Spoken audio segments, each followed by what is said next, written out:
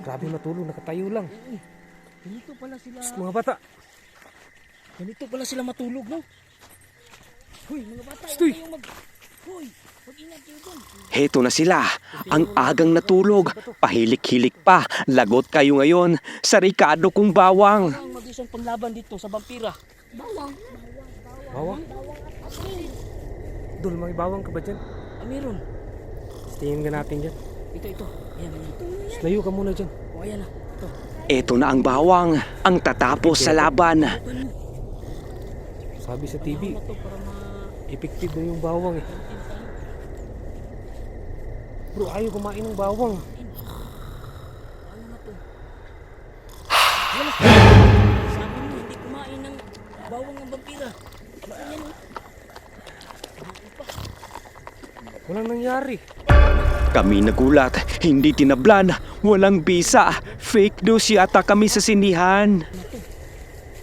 Anong gagawin natin? Hindi tumalab yung bawang eh.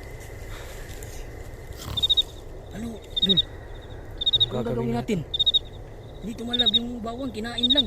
Hindi totoo yung nakita ko sa TV na natatakot yung vampira sa bawang. Television lang yun. Ha? Edit lang. Kuha siguro tayo ng asin sa bahay. Buti pa. Pero sabi nga namin, walang tulugan kung walang gantihan. Kaya aming kinuha asin ni nanay sa aming bahay para tuluyang bukasan ang kagatan. Pagbalik namin, nawala na naman. Ano ba ito? Tagu-taguan? Yung kanina.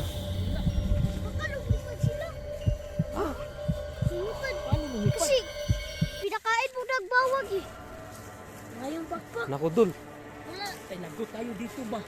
Nalakas Wala sila na sa naman bawang. yung vampira. Baka naging visible. Bakit naman visible? Yeah, may power sila. Sa tingin ko, Wala yung powers.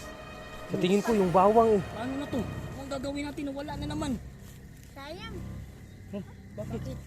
May pakinalong na lang natin. Kinulong? Oo nga. Dul. Wala tayong kulungan. Eh hindi. Dapat sa susunod, dapat magdala tayo ng tali O tali para huwag na lang natin. para sure ball. Talian na lang natin yun. Ayun na tayo, maswang dito, sabi ni mama. Aswang!